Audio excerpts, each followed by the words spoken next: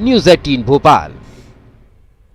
तो अब प्रहलाद लोधी की सदस्यता को लेकर बीजेपी सरकार को घेरने के मूड में गए। इसी सिलसिले में सोमवार को नेता प्रतिपक्ष गोपाल भार्गव के बंगले पर अहम बैठक हुई। बैठक में पूर्व संसदीय कार्य मंत्री नरोत्तम मिश्रा, पूर्व विधानसभा स्पीकर सीतासरण शर्मा शामिल हुए। बैठक में बीजेपी ने प्रहलाद लोधी के मामले में आगे की रणनीति तय की है। माना यह जा रहा है कि अगर स्पीकर ने प्रहलाद लोधी की सदस्यता बहाल करने का फैसला नहीं लिया तो बीजेपी के नेता विरोध तेज करेंगे। या कोई विधायक या विधानसभा का अध्यक्ष उच्च न्यायालय से बड़ा हो सकता है क्या? संविधान से बड़ा हो सकता है क्या? और यदि वह बड़ा मानता है अपने आप के लिए तो इस बात को आगे जाके निर्णय करेंगे, पार्टी फोरम पे करेंगे, उसके बाद सड़क पे करेंगे। क्या कदम होगा सर आपका अगला? ये हमारे पार्टी फोरम पे हम चर्चा करेंगे, हाईकमान से चर्चा करेंगे, अपने पार्टी जो प्रदेश नेतृत्व है उससे चर्चा करेंगे। भाई ये कोई मनमर्जी से नहीं चलेगा।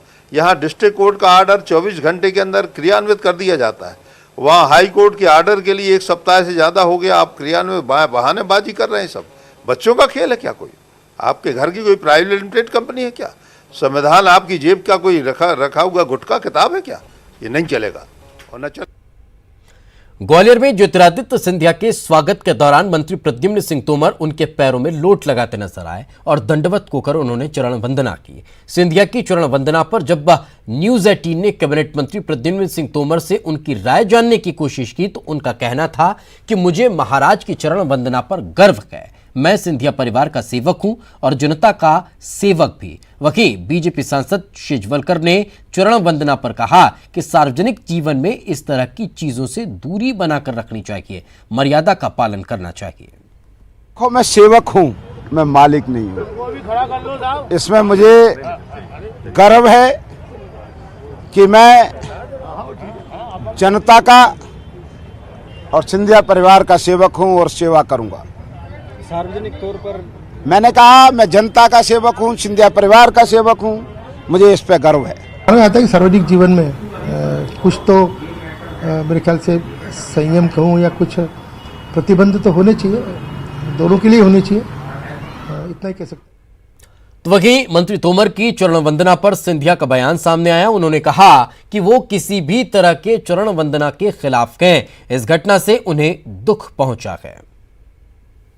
अरे भैया, मैंने उनको कह दिया है कि मैं इसके पक्ष में बिल्कुल नहीं हूँ, बहुत गलत है और मुझे इससे ना खुशी तो बात छोड़ दीजिए, मुझे बड़ा दुख हुआ है इस घटना से।